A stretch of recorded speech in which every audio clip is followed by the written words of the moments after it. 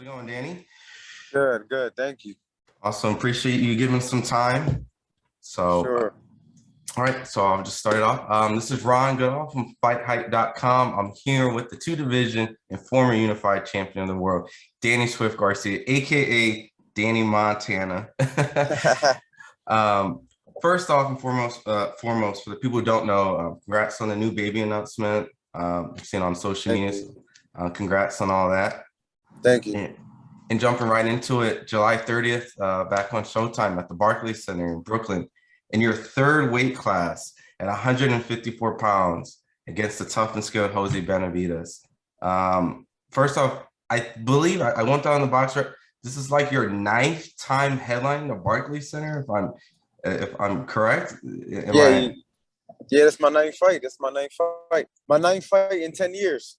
So I was the first championship fight in 2012.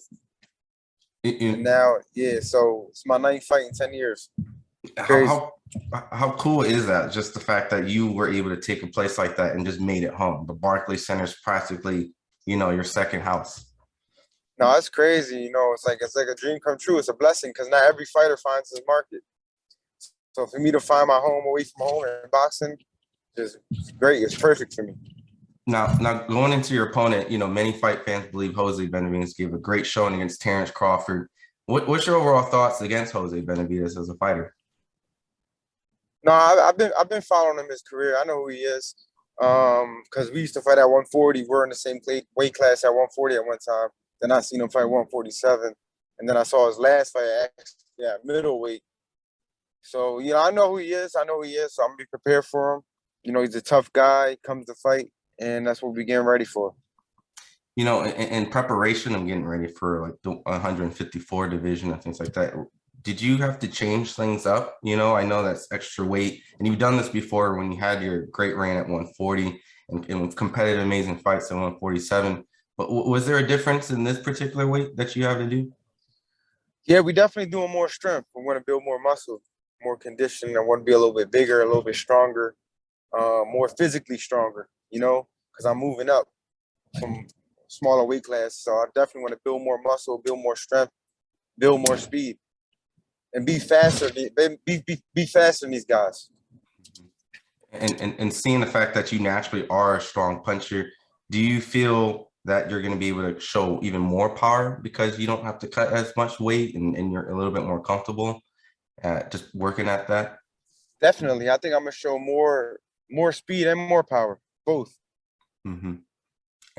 Sometimes when you lose weight, you lose a lot of weight, you lose speed, because you get a little bit flat. But I feel like with the extra weight, I'm able to be fast, use my legs, and put my punches together. Now, obviously, not looking past Jose Benavidez as a fighter. He's a great fighter. I've heard you mention names like Tony Harrison and even like Laura on like the PBC podcast before. But is it safe to assume that Jamel Charlo or whoever's the champion is the end goal to become that 3-division world champion? Yeah, definitely. At the end of the day, in order to be a champion, you got to beat the champion, or you got to fight for a belt. So whoever's got the belts at that time, whoever's the champion, that's what we want. And what overall do you think of like Jamel Charlo as a fighter, being the undisputed champion in his performances? Nah, he earned it. I think he's beat everyone in his weight class. I'm not mistaken. But he saw the top guys. So when you clean out a division like that, that means you're the top dog. So he's definitely the top dog. Just like I cleaned out 140, and then when I fought Thurman, I could have cleaned out 147, but he did the 154, and he earned it. Yeah, and overall, just seeing the fact that your name and Jamel's name together obviously would be probably the biggest fight at 154, what you bring to the division just because of that. Do you feel that that would be like probably the biggest fight in years at 154? 100%, 100%, it just sounds good. Sounds like a big fight, just the name. So, that's the goal. And adding another belt to your career would be, amazing. And then also amazing to the city of Philly. When it comes to boxing. And since I'm bringing up Philly, I know you have a great relationship with Scooter and Stephen Fulton. Just Mhm. What's your overall thoughts of how he's been progressing and seeing that this is the new school of Philly after, you? It's great. Yeah. Scooter's great. He was in the gym last night watching me spar. So he's always in the gym, staying ready. He's hungry. He's talented. He works hard. He said he wants to unify his division, Mhm. and I know he can. So he has all the skill, he has all the will, and he has all the confidence. And he's a great young champion.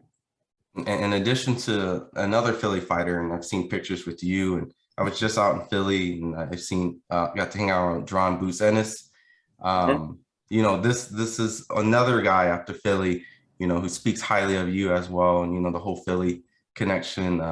Does he have what it takes to face like the top guys at this level? You've seen him, the Thurman, the Spences, the Crawfords. Is he already there to compete? Yeah, he's definitely ready. I think the question is if those guys want to fight him. So that's really the question. But yeah, he's ready. He's ready, but with the perfect timing, he'll be champion soon. hmm and just seeing the fact that you've been around the whole Philly family and things like that, is he really the next special guys? Like when they saw you at 140 moving to 147, they're like, Danny's really special. Do you see that same he's really special when it comes to the next fighters? Yeah, when it comes to skill, like both of them, him and Scooter. Hmm Like there's a lot of talented guys in Philly. And I it's great to see them all prospering now, because Philly's always been like a fight town. hmm So to see like the new generation, the new market of fighters coming up behind me is crazy because I feel like I opened a lot of doors for those guys as far as Philly. Because hmm before me it was Bernard Hopkins, but there was no other champions hmm besides Steve Cunningham. But now it's like we're getting multiple champions. We had Tevin Farmer, Julian Williams, Yep. Stephen Fulton. I was champion. Um, Boots is on his way. So this is what Philly's all about: champions, hmm And, great and, and fighters. And I mentioned some of those top, 147 fighters. You fought Spence. You're one of the few guys that has a win over Terrence Crawford, possibly even two in the amateurs. Just a quick, I know it's a pick'em's fight, but just how do you see that particular fight play out since that that whole division on the back of your hand? Yeah, I think it's gonna be a great fight. It's gonna be a great fight. Like I said before, it's gonna be a great fight. Two highly skilled guys going for the unification. So I know both of them gonna be fighting their heart out hmm because none of them want to lose that fight. They both want to win. They both want it bad. So I really don't know what to expect, but a good fight. Do you, and just in that particular fight, do you feel like whoever has the early advantage would determine who wins, or is it just a constant changing, evolving fight? Or I think it's gonna be like momentum swings. Mhm. I think the fight's gonna have like a lot of momentum swings. I don't think one guy's gonna control the fight because both guys are strong and both guys can punch. So I think it's gonna be one of those fights where it's like, and both guys get hit. Mhm. Both guys get hit. So um Terrence has good defense, but he does get hit. Spence is strong, so he could take a punch. Spence is a middleweight, like in a welterweight body. And I think that's why he could take a punch so well at that weight. But both of them get hit, and I think that's what the fight is gonna be interesting.